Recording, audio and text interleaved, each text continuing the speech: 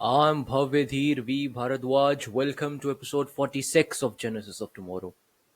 The following is going to be a conversation about virtual reality, interactive digital media, the science and technology of extended reality, and much more with Miss Anvita Beohar, a professional in the field of virtual reality and extended reality.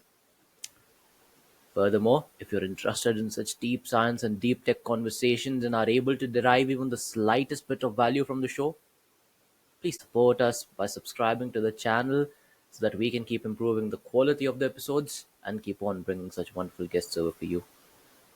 And now, without any further ado, let's get right into it. Enjoy. Thank you. The potent sort of matter that came into play was how people in general perceive reality, the term reality, Hmm. and it's subjective for everybody. One phenomena in particular came out to be popping out called the uncanny valley. What it primarily is that humans we have this inherent, well, call it bias or filtration system where Hmm. if there is something that is similar to our reality, an Hmm. object that is similar to the object of our perceived reality, we somewhat perceive it with a little bit of unease or dismay. Yeah. So it's, for example, like if you're sitting here, I'm sitting here, Hmm. suddenly another person pops up who looks just like you. Hmm. Somewhere to some degree, you'll be a little, Okay. yeah, Yeah. yeah. Won't be able to My perceive that. yes, my question Hmm. is, when you talk about virtual reality, VR headsets, Hmm. even though the technology sure is progressing and advancing, it still Hmm. isn't to the extent where it's indistinguishable from reality. I mean, it's Yeah. indistinguishable from the experience, but not Hmm. reality per se. Yeah. But still, I how are you think able to immerse yourself so much into it? so. There are some techniques that we use in virtual reality, like we have to keep the frame rate to 90 FPS so that people uh, don't feel uneasy when they are in the virtual environment. Because there shouldn't be like any lag or you'll feel like very dizzy. Like what you mentioned is one of the main causes that you feel VR, what we call VR sickness when you put on a headset. Because if you're like moving faster than your environment or something weird pops up that you're not used to, then you feel very uneasy and you can't keep in the environment for long. You'll feel nauseous and will want to throw up, sort of. So even when we are working on like a game, so you try to make the objects as realistic as possible. Even like the size of a ball, you have to make it as realistic as possible. So the I used Unity generally for the building environments, and in that you have in the XR toolkit you have some options that you can measure the size of the objects. So that is like one of the things that we do. And also there have been studies going on right now. So while I was in Trinity, there was like a PhD study. So they were basically studying about how the avatars that you have in virtual reality. So are you able to connect with them?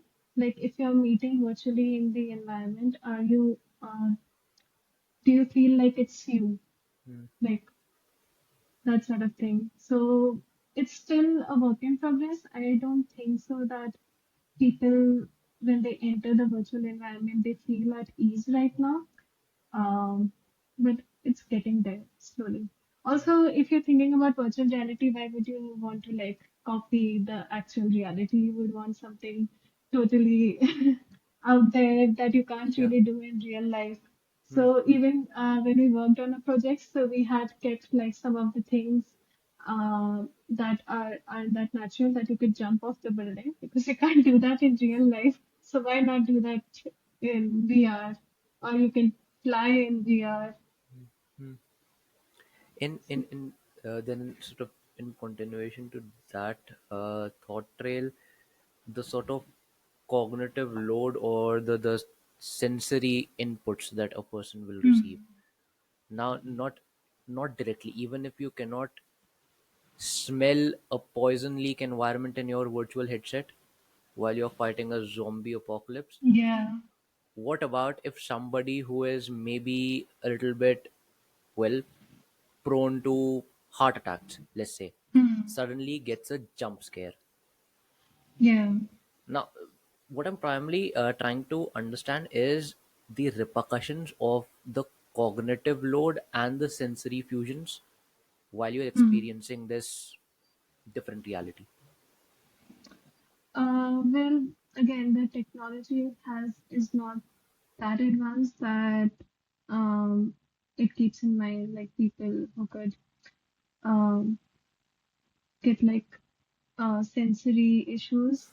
So we actually generally give the warning that if you are prone to like motion sickness or have heart issues or even are uh, get triggered by like flashy images or something, then we recommend them not to try it.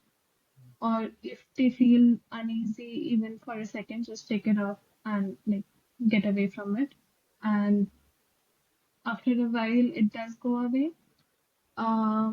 So even Meta right now like gives the instructions that like you shouldn't engage with VR right now if you have any issues already.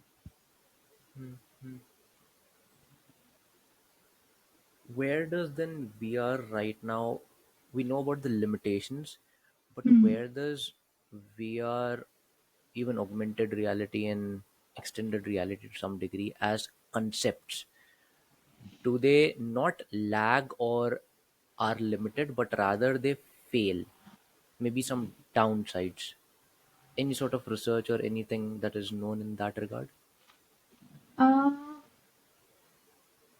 Well, there are with every technology there are plenty of downsides and upsides. Right now, since it's again a new technology comparatively to the others, there are a lot of use cases that people are exploring. But at the same time, they are facing issues with that. VR can be generally used like the biggest use cases like education and training right now, like things that you cannot, which are riskier in real life or is more expensive, you can do that in VR. Um, as for the downsides, I would think that it would be what we previously mentioned that the cognitive load, not a lot of people can handle it. It takes a little time to get used to it. Even for development, like while I was testing the equipment, um, sometimes there are like glitches and errors, and it instantaneously makes you very sick because it's like right in your eyes. Yeah. Yeah, and even the equipment is quite is getting lighter by the day. Like the new headsets that have Meta, been yeah. released, they are lighter, but right now they are quite heavy. So I worked with MetaQuest 3. Huh. So it's not that heavy, but still it would be considered a bit heavy. And I actually got like cervical issues. So I don't know if it's related to using the headset extensively, but it could be a cause, I think. Yeah. Uh, uh, So with we this, then, actually you yeah, don't recommend using it for a long time. Like the max period you should use at like one go is like 20 minutes. 20 minutes is max.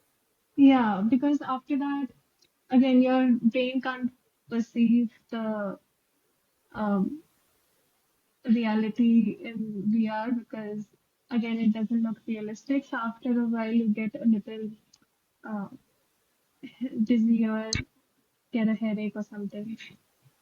I would have assumed it to be, a lot longer than that. I mean, bare minimum at Yeah. least an hour or a half, or 2 or 3 hours Mhm. minimum. Like, okay, that sort of thing. But 20 minutes, Like like, it's recommended, like use it for 20 minutes, take a little break, oh, have some okay, water, and then you yeah, can use it again, but like not okay, in one go.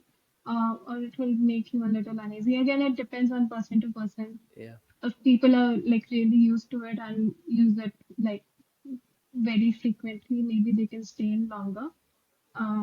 But like if you're testing something, then it's recommended that use it like 20-30 minutes, not more than that at one So go. so it again sort of ties in into where we started from. That feeling of little unease or dismay, like when you're Yeah. between these Mm. two versions of reality per se. Yes. How about then when you talk about the smart glasses, right? They, All right. Yeah. yeah, yeah, Mm. they we'll come on to the Zuckerberg malfunction thing, but before that, in general, the technology of augmented reality, right? Hmm. You put a normal eyepiece, and then suddenly you have got these overlays Hmm. on elements of your real world. Yeah. What are the, well, ramifications, repercussions, pros, cons, potential, so on and so forth about this entire Hmm. landscape in general? I think it does have a lot of potential. Like the meta classes that have been released right now, it's like a huge step up from where we were. And right now, it's not exactly augmented reality. It's more like a screen. Like augmented reality basically should be that whatever place you are, it should tell you about that. Like it augments um, and gives you information. It scans Yeah, your environment. But yeah, right now, I don't think it scans the environment. It's more like an overlay. yeah. Yeah. Overlay, and even more like it's sort of, again, a glorified voice assistant with a little bit of visual feedback, Yeah. Yeah. more like that. Like there Hmm. isn't much of the augmentation of the Hmm. actual environment per se going Yeah. on into it. But even like placing the screen in the glasses and the way they have made it so light, it is a huge step. And like it won't be long till you actually get something like totally virtual reality or augmented reality in like smart glasses. So that seems promising. And if the glasses get lighter, the use cases that we want to implement in future would become very like much easier, and people would adapt it more. Like right now, people are skeptic about like getting headsets and everything. One part is also about the this navigation thing, how you navigation through these technologies. Like there aren't buttons or Yeah. specific command. It's all, there are Mm-hmm. haptics, there are sensors, all of it. Voice commands, Yes. sure, but it's, Mm. I think the barrier of difficulty for a person to easily and conveniently start engaging with these Mm. technologies, those are very low. So like anybody can, who have never maybe interacted with the smart glass or headset, just can Yeah. pick it up and then just Mm. start playing with it. Yeah. Again, that's the beauty of design. It's invisible, it is flawless, it comes in your daily routine. And maybe that's one of the reasons why it gets ignored so much. Like people think, oh, this is how it was supposed to be, but people worked behind it to make things seem so flawless and natural while you're navigating through your apps or any kind of technology. Well, then from art to engineering, and then the other way around from engineering Mm. to art, what design principles do you think truly guide impactful or, well, immersive systems and experiences? Mm. Design principles, like, I'd say, okay, to paraphrase it, maybe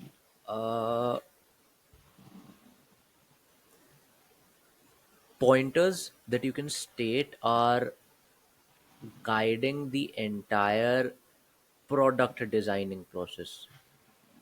So whatever product you're making, or Hmm. whatever particular interactive mechanism that you're making, Hmm.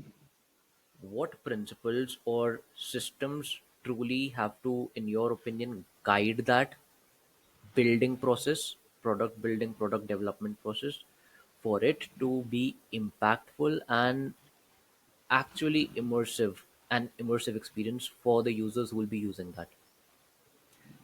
Because Uh, an example like hmm. BlackBerry, and then suddenly Apple came. Yeah. The difference, the leaps, it was just in the design thinking and then the Hmm. kind of user experience. So in that way.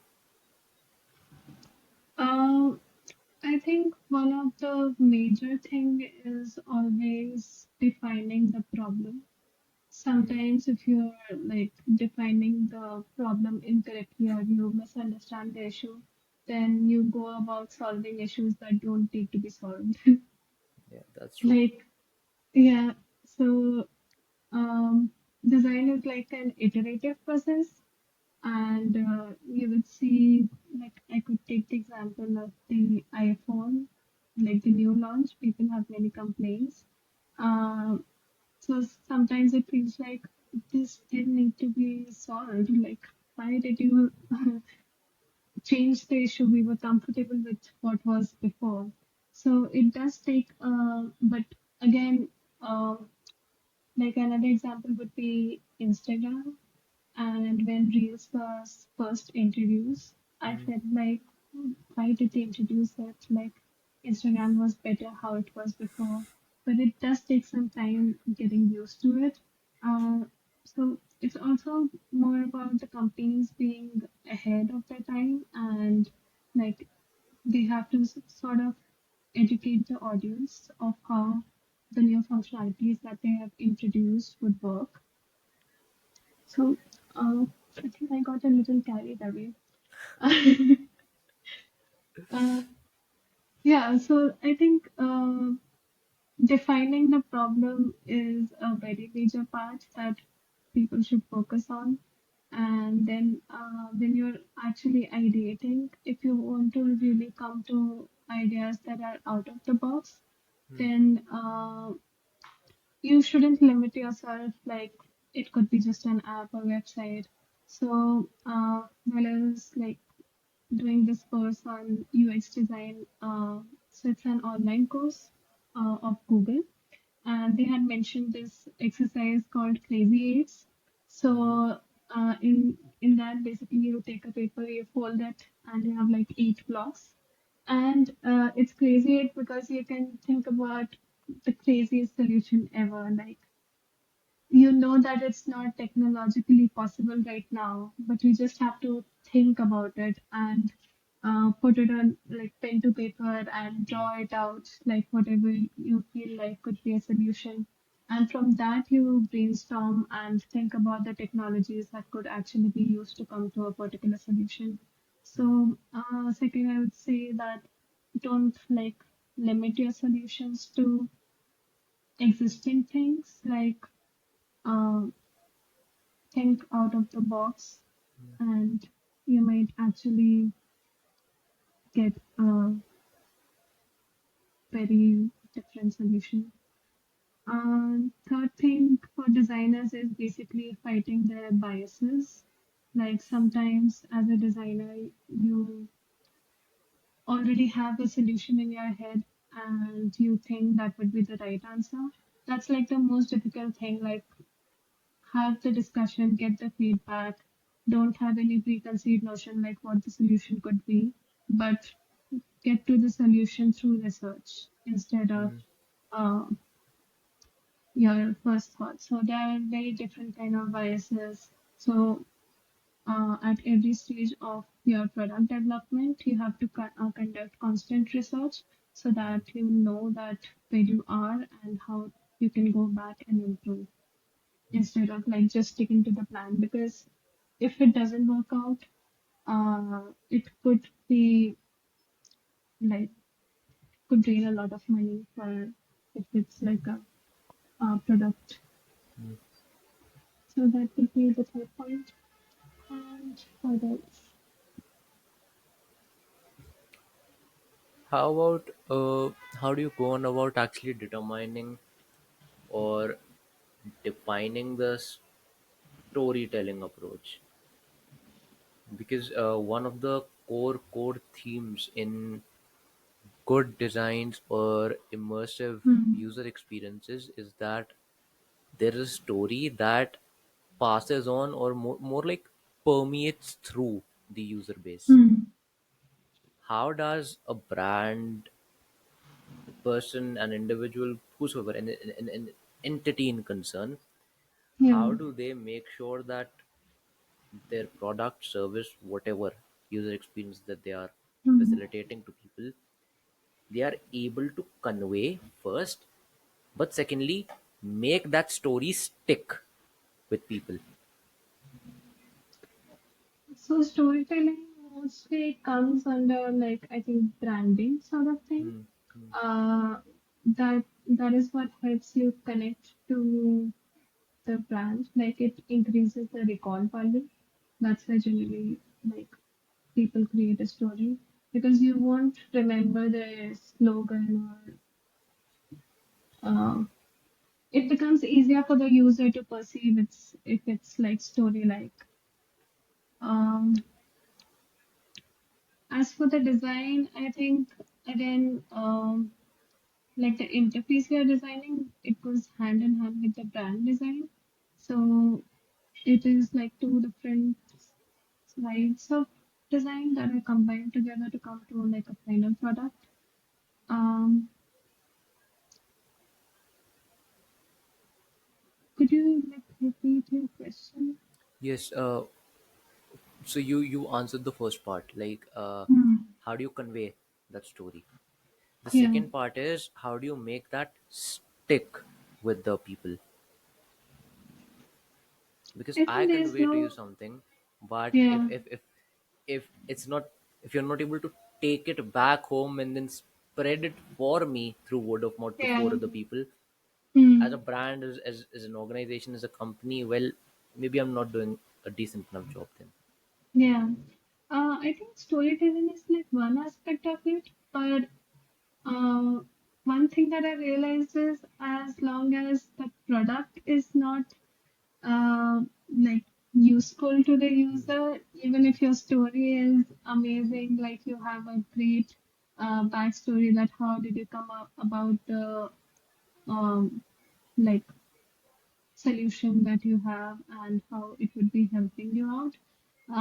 But you know, when you see an interface and if it's not very usable and it's not very fluent, sort of that you feel it at ease and people actually need, again, it comes to like problem solving, like did that problem actually needed to be solved? Maybe it was an issue for you, but it's not an issue for somebody else. So that sort of thing also matters. So I don't think it's like one set of rules that you can follow and your product will stick. It depends if you're actually solving an issue. Coming back to the aspect of the technological part a little bit, Hmm. when you are, well, rendering these, building pipelines to create these Hmm. VR architectures or even AR overlays, so on and so forth, latency minimization, taking care of the spatial audio, so on and so forth, the Yeah. cohesiveness of the experience, all those matters. Hmm. But apart from all of that, when we still have put this sort of agreed upon this baseline that okay, the VR experience in general is decent, but it is not convincing enough to the extent where it is inseparable from reality. Why is Hmm. still VR technology then so, okay, so beloved per se? as something that people are interested in experiencing? Um, so I would just like give an example that I did my research paper on like future of VR esports. So in that one thing that I focused on is like why are we trying to replicate reality in virtual reality? If there are like VR exclusive use cases that we could do, like we could use VR for doing things that are not possible in the reality. So I think right now we are not necessarily trying it to merge with the reality, not making it seamless, but trying to make it like a separate reality which doesn't necessarily replicate our own reality. What about But else? when it comes to like smart glasses, they are trying to like again merge both of them. But I won't say that it's virtual reality. It would come more under mixed reality or augmented reality. Right. What more about your particular research domain? What are you interested in? Yeah, so it was basically future of Olympic esports. So in 2025, there was supposed to be Esport Olympics in Saudi Arabia.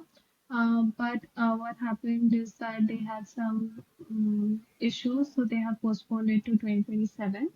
But while I was looking into it, I realized that most of the sports that are present right now are replicating real life sports instead of like making VR exclusive esports. Yes. So the esports that they have right now might be like archery, Hmm. and in 2023 they had like an esports series in that they had taekwondo. So again, it's a real life sport that you're just replicating in VR. So you're not really using the affordances of virtual reality Yeah. in that. So that was like majorly my research topic. So what I did is there's a game called Beat Saber in VR. Uh, Basically, there are like blocks that come your way, and you have to slash them with sabers. I think it's related to that movie Star Wars. Star Wars. Yeah. So you basically have lightsabers in your hand, and you have to slice the boxes. And there are walls that come your way, so you have to dodge the walls. So it uses like you have to physically move around, and it does use a lot of energy. So my research was like, can it compare to an actual Olympic sport? Can VR bridge the gap between um, an e-sport, which is like they have an umbrella in which they have like gaming as well as VR sports. But VR could actually bridge the gap between gaming and our sports that are already present in Olympics. Um, so in Beat Saber, we found out that your heart rate actually increases and you do move around a lot. And I used Beat Saber as a contender because they have some prerequisites for Olympics that the games that you play, it can't be like a shooting game because they don't want to promote shooting. And it shouldn't be culturally offensive in any way. So slicing box is not offensive to anybody.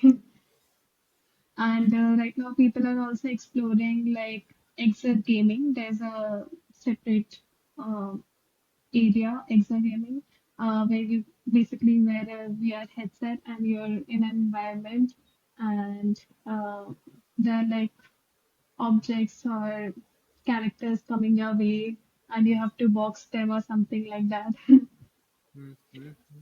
So extra gaming is taking off, but esports, it can be definitely explored more. and I feel there's a future in it. Hmm, hmm. When you talk about creating these VR exclusive uh, experiences, Hmm. right? Um, how do you balance the the physics of this new reality with the immersion experience? What I particularly mean by that is, okay, let's Hmm. say we again establish this baseline that okay, we are not even trying to replicate the reality Yeah. that right now here is, Hmm.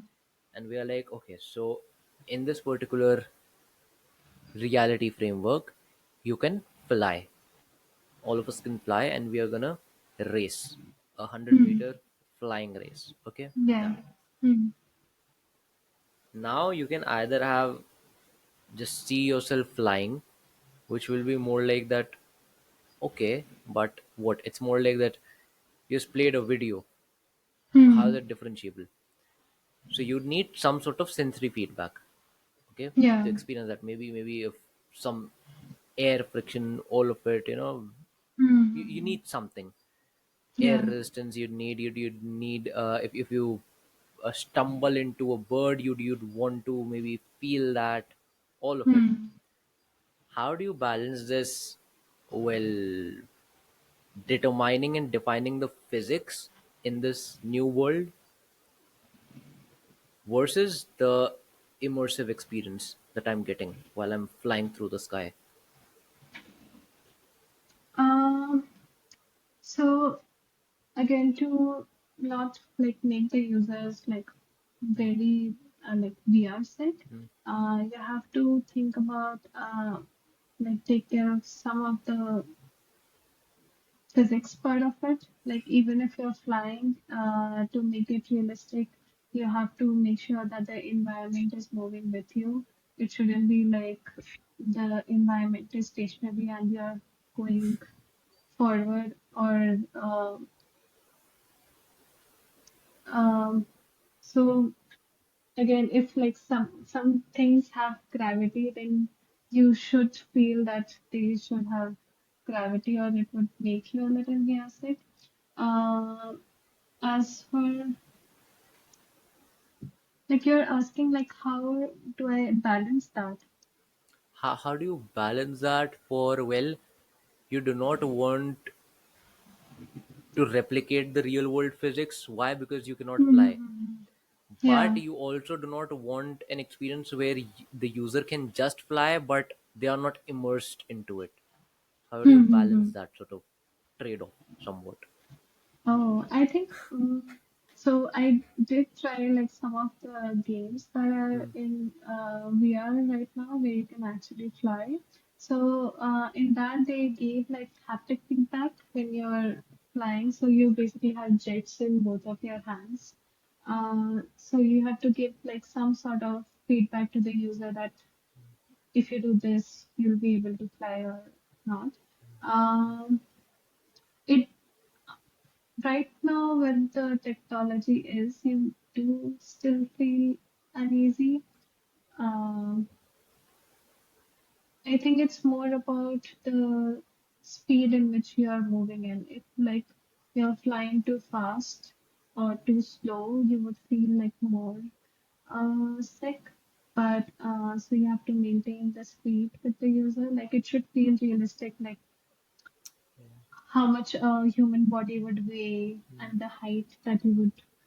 So one thing with VR headset is like while you're creating environments, you have to take care of the eye level. If so, for example, I tried a game where you see the world from a point of view of a cat. I think the game's name was I Am Cat. But Okay, okay. yeah. Please carry on. Cat. Uh, yeah, I am cat. Yeah. So, in that you're basically like your eye level is like just above ground level. They have tried to replicate the cat, and you see the world from that point of view. So since our brain is not used to like seeing things from that point of view, it makes you like very dizzy, even like if you move around. So while making these kind of experiences, you have to um, give a warning before like user tries it out. And as for the like flying sort of thing, you have to keep like take care that about the height and body mass of a human, and if that's moving around, so that sort of physics element should be kept in mind so that the user is not VR sick. In regard to XR, then, Hmm. what particularly is its application in the area of the entire segment of well-being therapy, mental health, Yeah. in that regard? Um, one of my like classmates did research on this aspect, like how XR can be used for therapy. So there was this one project where like the immersive environment is like um, it has like audios and videos that makes you feel calm, and it helps you like regulate your breathing. It would give you like some instructions for breathing exercises, that sort of thing. And there has been research going on for its use case in like how can it be therapeutic, like maybe the audio and haptic feedback could actually make you feel more calm and connected.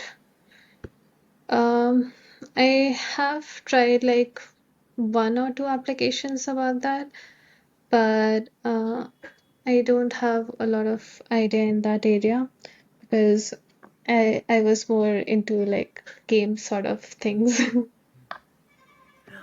Then maybe about this education.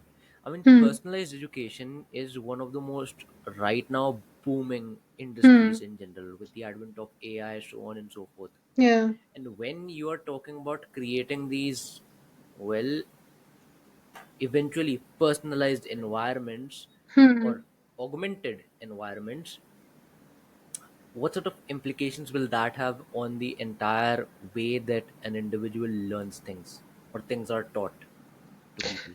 Oh yeah, for so that I feel that you know how humans in general we learn better when it's like in video format, like we have both Yeah. audio and visual format.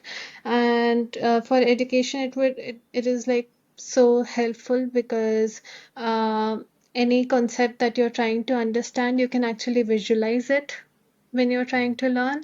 Um, education is like one aspect of it, but even for like data analysis and data visualization, this is like a great tool. If you're able to manipulate the data in 3D environments, then obviously it would make like making decisions a lot more easier. Um, so yeah, you asked like about personalized environments. For education, right? So Yeah. tangential to this itself, yeah. Hmm. Uh, um, could you repeat the last Yes, sentence? yes. I mean, you were answering quite the right thing. What sort of implications and, in general, consequences do you see in how people will be able to learn differently and teach differently with the usage of Hmm. these plethora of technologies? Yeah, I think again the learning could be made like more practical oriented instead of theoretical, because anything that you're trying to learn can be represented visually, and it does make things a lot easier. And if you're like with the introduction of like not introduction but um, Integration. integration, yeah, rules. integration of AI in these technologies. It is more responsive, and it can be like changed in real time, sort of. So that does change like the learning experience quite a bit. Okay, moving to the maybe the more what do you call it? We talked about the implications on health and mental health, so on and so forth. We Hmm. talked about education. The other things that comes to mind right now is maybe the impact in general on society. When you think about the notion that okay, you'd either have these augmentation devices Hmm. which will be overlaying the entirety of physical reality, or you'll have this the original notion of the metaverse, these virtual landscapes where you're going to want to spend a lot of time Hmm. meeting people, interacting, doing stuff in general. What sort of impact do you feel that can or may have?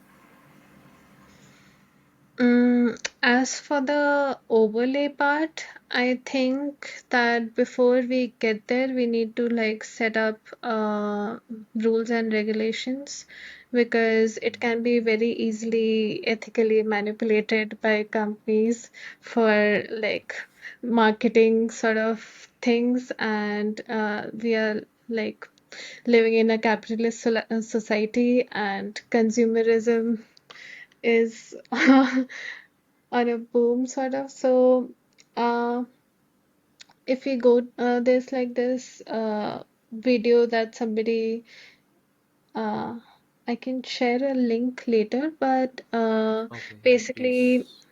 it shows that if we have like technology and we have overlay on our actual reality like the whole time. So in that video, like the ads keep popping up and you get points for like doing uh, small things. mm, Like they mm, are trying mm, to ethically train mm, you. So uh, I think if you use this a lot and it is not like censored or controlled right now, it could really get out of hand very easily, and could be used as a tool to like control what people think. in general then, right now, are there any policy frameworks or ethical frameworks regarding data privacy, biometric tracking? There's these advertisement and psychological signaling sort of thing. Yeah. Anything already in works? I think I did read about it. Like it has been like they are trying to implement it in Europe at least. I'm not sure about where it is in India. I'll have to read about that. Uh, but they are very strict about data protection policies, and so they are, I think, more concerned about the ethics part of it. So I don't know if there are policies that are actively being implemented, but at least like when we were taught in our course, they always included a segment where they were like, yeah, you'll be developing for this technology, but you have to think about the ethical aspect of it. I think Europe in general as well has been always relatively more, relatively again, more Hmm. vigilant about the policy aspects stuff, like even with data privacy and those things. Recently, I Yeah. was reading, I think it was Denmark or Netherlands. I don't remember, but some European country, they gave their citizens the copyright of their own identity. Like when you talk Hmm. about identity, their voice, their face, whatever Yeah. stuff that they post out personal stuff that they post out, photos, Hmm. videos, social media stuff. Hmm. And they became the first country to actually do that in the entirety of the globe. Like, but Yeah. surprisingly, Hmm. nobody has been doing that. No major players, US, China, Yeah. India, Japan, nobody. Yeah, aren't even aware that how much data these companies are collecting. Like whenever you use a Yes. VR headset, it is scanning your room, so it basically knows like where you're living and how you're living, what products are you using, that sort of thing. So, I think the rules they are trying to implement rules for that in Europe. I did hear about that, and there's also this data protection. Um, Yeah, I don't. it's Yeah, GIDP yeah. or something like Yes, that. Yeah. yes, yeah. So, even they are very strict about that. Like, I realized that when we do user research here and we collect data, we don't really uh, take their consent. Like, we do take their Yeah. consent, but we are not that It's strict way about that. easier. Yeah, it's way Yeah, yeah. easier. And for there, for my study, I had like 29, 30 participants. And for Mm, each of them, I had to take like a consent form and I had to fill up like a huge ethics application and submit it to my university. And then they mm, approved that I could actually conduct this study. What kind of data mm, am I collecting? How am I collecting? How is it protected? When will I delete the data? How would I be using it? mm. So that sort of thing you need to clarify there a lot, but Beforehand, like before you even beforehand. start. Yeah, before Okay. I even Yeah. start. Mm, And like where the data, even like where the data would be stored, and I could only mm, use the data for this use case and nothing else. So I have to like declare that, or like there could be like legal action on me. So they are very protective of the data that and how they are handling it. And I wasn't like that aware of all the processes, mm, but when I mm. went there, I was like, okay, it is true. Like we just consent to everything and like allow everything to for all the applications, and Mm. we don't even think that, oh, they are collecting my data. Even if we know that they are collecting, we're like, okay, fine, so what? Oh, what will they do with it? It's actually the thing with personalized suggestions, personalized Hmm. suggestive feeds, so on and so forth. What they Yeah. do is they keep on driving you more and more toward your inherent and preconceived biases. Yeah. And what it eventually does is you find yourself in these online echo chambers where Hmm. every little content that you see, all of it is just an affirmation or some sort of way reaffirming your existent belief. Yeah. The problem with that is it becomes far easier for narrative signaling Hmm. to occur at a large scale then. And for society, at a societal level, that just is is, is a recipe for Yeah. catastrophe. It just Yes. raises that divide. You go Yeah. to the extreme ends. Hmm. I think Like that often, yeah. right now, it has become very easy to get manipulated without even knowing about it. Like there was this uh joke that uh the data they have collected, they know already what's coming next in your life before you actually need it. Like you start getting suggestions of the products that you're supposed to like. For example, like I use a particular brand of cream, I would start getting suggestions before my cream actually gets finished. Yep, yep, Yeah. yep. That, I mean, at one end, it shows you the sheer potential of what you Hmm. can do with data, like to Yeah. what degree you can just Exactly. predict stuff. Hmm. But on the other hand, it's scary that okay, you can do it to such a low margin of error Yeah, that what am I? Am I what everything that I do, have done, will do? Is it all just it is. Hmm. algorithmized now? Yeah. Like, but then again, what would a sort of perfect blend of XR, VR, AI, so on and so forth, policies, what would a perfect blend of all these things look like? Like, because we talked a lot about the, Hmm. pitfalls or sort of conceptualized cons or negatives of this technology. We did talk about the Yeah. positives as well, but Hmm. towards this climax of the episode, maybe just talking about what the idealized version of these set of technologies actually is potential or capable of doing in terms of good impact.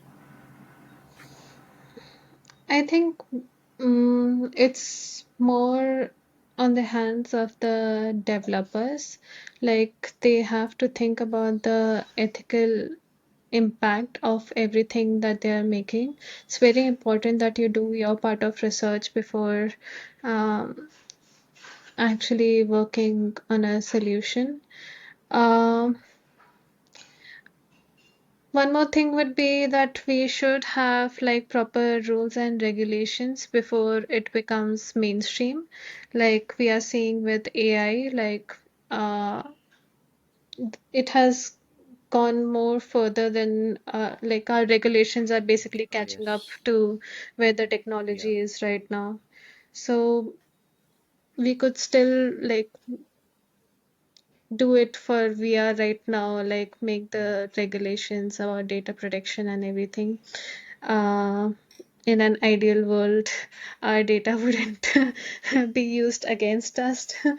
Um and with the introduction of the meta glasses, uh, it's not very far that we might be, it would be like second to our phone, uh, and we would be using it regularly soon enough.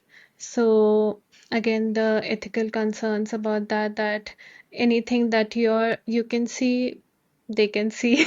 They can So see. yeah, so we need like proper regulations for that before they have already been launched and being sold, but it's on like I think on all of the governments to think about this. Or again, as you say, that it's very easy for like narrative signaling to like change the mindset of the masses. And True. this technology would just make it kind of easier. Um,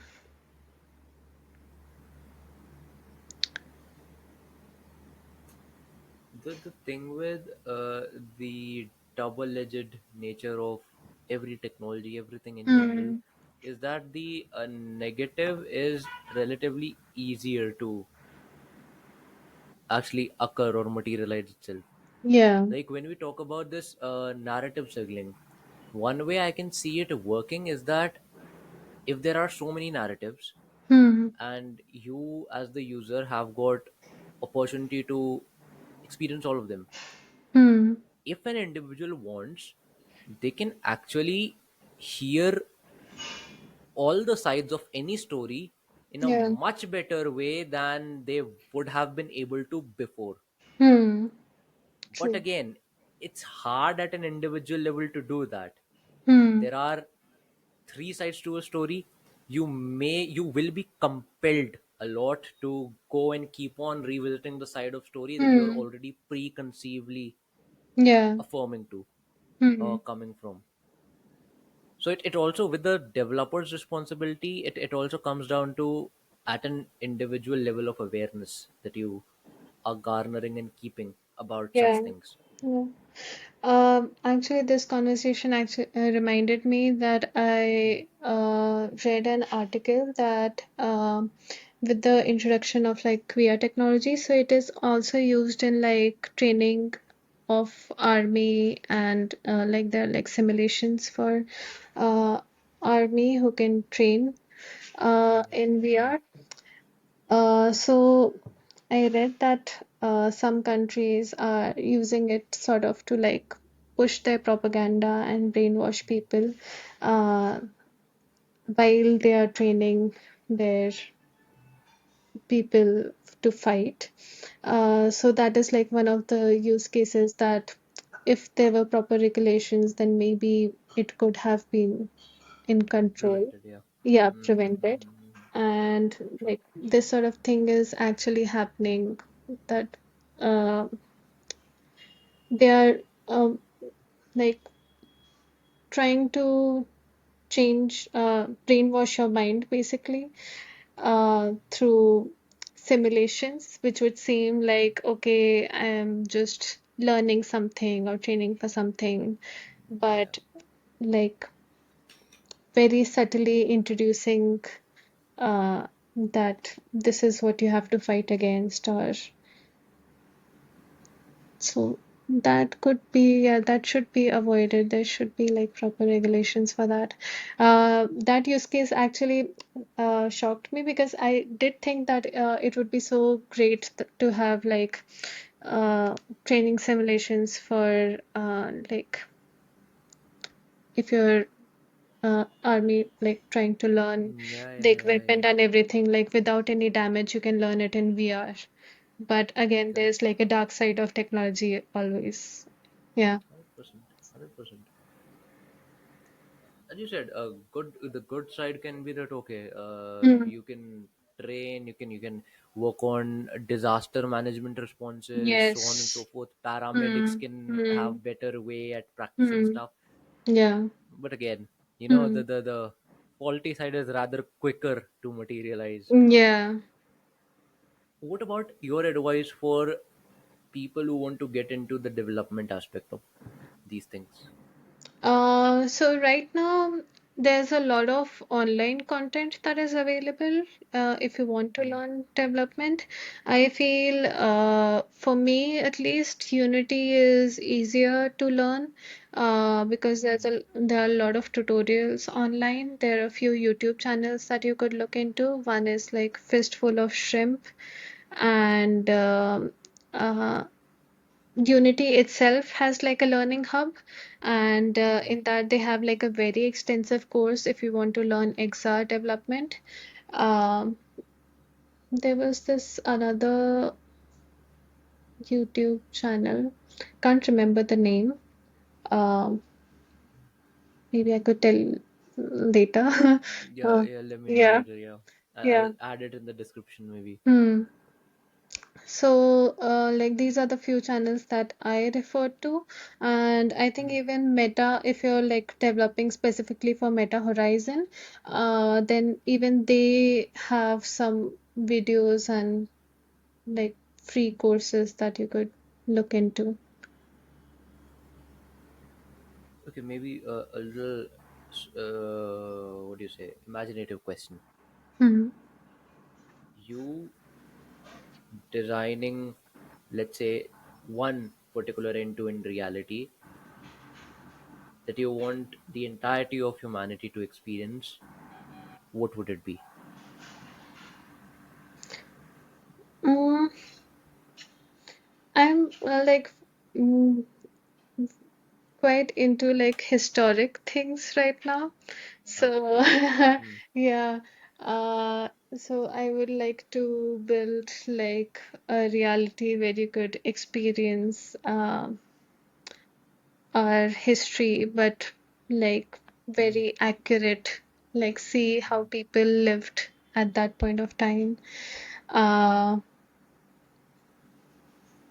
like basically promote the cultural significance of yeah. all the old cultures Mm, and. mm, Yeah, I think that would be my reality for now, the virtual environment that that's I want really to really build. interesting. Yeah. I, One I, of I think my yeah, yeah, ideas yeah, was yeah. to like use virtual reality for like reconstruction of ruins. uh, Mm. that could be like there are so many temples in India that have been uh, ruined over time. So we could actually virtually reconstruct it. And with virtual reality, you can experience the whole environment, like what would it would have been like at that time, like in its full glory. And you could do that with ruins present in like every country. And uh, you could experience the old civilizations. So it would actually help you to build sort of empathy, and um, you would get you would get to know more cultures like deeply, like where they are coming Mm. from. So it would have like an educational aspect to it, but also it would be fascinating to um, see the history in front of you. That's actually one of the more potent application areas that we discussed, which I think is not very general in nature. Hmm. Like, not many people will think it that way. I mean, that will actually do wonders, surely, for people who just want to learn about history, experience it, Yeah, but also in general, archaeology, archaeology. Yeah. history, all of it, like Hmm. wonders for them. Yeah, and it could be actually a very good part of like the tourism industry as Yes, well. tourism. Oh, 100%, 100%. There's a lot of impact factor to this, and there's just as much as this lucrative profitability Hmm. aspect to it as well. So yes, I definitely see it as being a big thing. Okay, for my final question to you for this conversation, Miss Anvita, what will be your words to humanity at large? You talked about your reality that you want to build for them, Yeah. but a word that you want to leave them with. Huh. Well, one thing that I would say that everybody needs to be more empathetic. Mm. Yeah. Empathy does go a long way if it's like even for developing a product which feels like why would you consider empathy for building a product? But if you don't understand the user, then the product would be rendered useless. I think most people take stuff like these to be, oh, that's understood. That's too Yeah, obvious, but yeah. it isn't. It's It's not not, much so applicable. I do not see you or your other 10 people that you know applying it. yeah. It's really hard to actually put into practice, Hmm. especially again as we were talking about, where there are so many times when you yourself are susceptible to be pushed into your own little bubble. Yeah. You become even more detached with people in, you know. So empathy again, yeah, 100% agree, 100% agree. Thank you. I hope it's a good enough answer. It's your answer. I mean, Yeah. that's the thing. Hmm. But thank you very much for this conversation. I'm very sure that people would be listening to it will be able to again get a very very I'd say stack of very interesting perspectives, because we did talk Mm. about a few very intriguing subjects. Yeah. So thank you so very much. Yeah. Thank you. You had really great questions.